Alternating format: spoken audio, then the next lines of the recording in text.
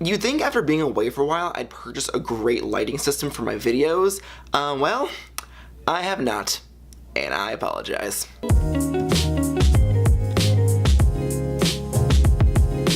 What's going on, everybody?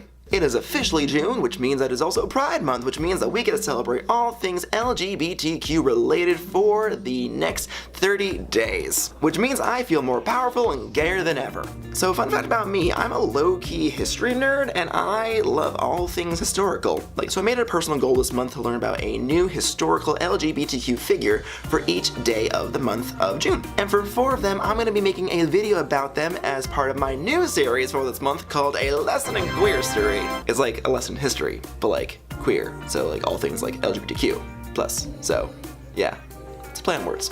I really didn't learn much about gay history when I was in school, so I figured I might as well learn about it now because it's always great to remember your history. Knowledge is power. That being said, I want to start today off with someone who I know the name of, but I've actually never really researched until about a couple days ago. Now, when you hear the word milk, you might think of either the beverage that gives me terrible stomach problems, or you might think of the drag queen that had a meltdown on All Stars 3.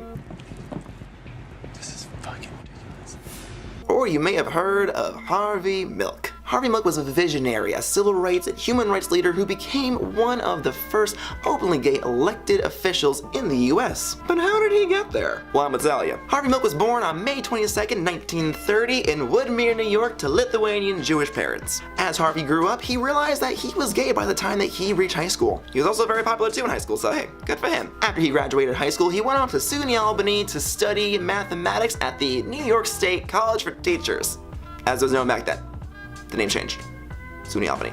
So it is now. Harvey worked for the school newspaper and then he graduated in 1951 and went right into the US military, in the Navy specifically, during the whole Korean War. Harvey was a diving officer for the Navy up until 1955 when he was discharged because of the notion that he may be a homosexual. He was. After the military, though, Harvey moved off to New York City to adjust back into civilian life and took on a variety of jobs such as a public school teacher, a stock analyst, an investment banker, and a production assistant on Broadway for shows such as Hair and Jesus Christ Superstar. Dawning of the Age of Aquarius. I love that musical. However, as one does, Harvey grew bored and quite frankly tired of New York and decided to move across the country to beautiful San Francisco in 1972. Once he gets to San Francisco, he opens up his own business called Castro Camera, a local camera store right in the middle of the gay district of San Francisco known as the Castro. Have not been, heard wonderful things, planning on going, hopefully soon. Harvey, with his humorous and theatrical personality, becomes very popular within the Castro and San Francisco's gay community and decides to run for San Francisco Board of Supervisors.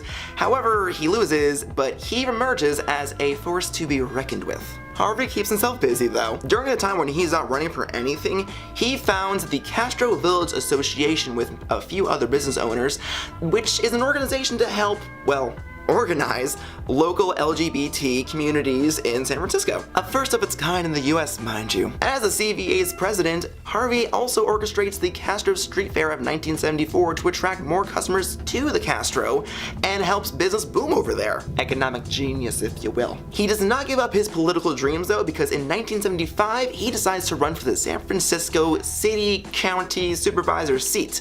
That's a long title, and however, he loses again, but this time very narrowly. However, with Harvey's efforts, he attracts the attention of Mayor George Moscone, who becomes an ally for the LGBTQ community, and appoints Harvey on the Board of Permanent Appeals, therefore making him the first openly gay city commissioner in the US. History was made. Harvey chooses to run again for another political position for state assembly. He loses, unfortunately, and then he realizes that he just needs to settle down on some local work and help out the city that helped him become who he is, which is important. Over time, Harvey is busy at work, and in 1978, he becomes the San Francisco City County Supervisor, the one that he narrowly lost, which is a huge victory for the LGBTQ community, because remember, in the 70s and a lot before that, quite frankly, homosexuality and any other sexuality that's not heterosexuality was deemed as a mental illness, so this was a huge victory for us. During this time though, Harvey is working his butt off for his entire constituency. What I mean by that is that while he, yes, protected gay rights for the entire city of San Francisco, he also helped establish daycares for women who are working and single. He helped establish low-cost housing. He reformed the tax code to help businesses thrive in San Francisco and bring more business to San Francisco. And on top of all that too, he helped speak out on issues of interest for LGBTQ folk, for women, for racial and ethnic minorities, and other marginalized groups. Marginalized.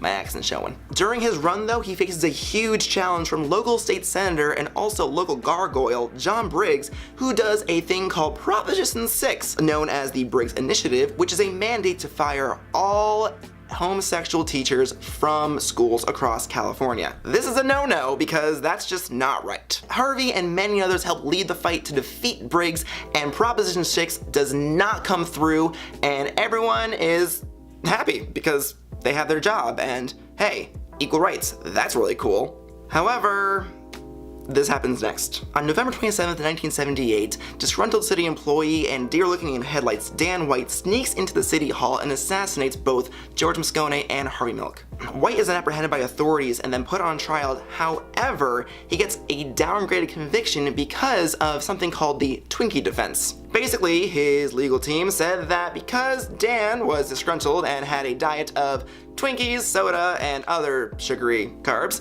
he somehow got angry and decided to kill 2 people. That was a thing that actually happened. Where have I heard of people blaming products on their own stupid mistakes?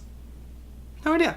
And while the trial was happening, this leads to the White Night riots. During this time, San Francisco is ablaze with 124 people injured, including 59 police officers as well. Harvey managed to lead a legacy for the future of the gay rights movement though. Documentaries have been made of him, a Navy ship was named after him. His nephew even started the Milk Foundation, which is a foundation that still is going on right now to help carry out his message to the world. So Harvey, thank you for all the work you did. You are a true visionary and a pioneer, and thank you for all the work that you've done to get us to this point. If you want to learn more about Harvey Milk, I have some links below. Check those out. I hope you enjoyed this little lesson in queer history. I did as much fact checking as I could. If anything sounds a little weird, leave a comment, let me know. I did what I could. And if you have any suggestions for who you want me to talk about next time, let me know, because I like to learn. As always, if you enjoyed this video, please leave a like, comment, and subscribe right over there. And I'll be back with another video sometime next week. As always, make good choices, make interesting choices, live adventurously, because your life is not mine. And I will see you next time.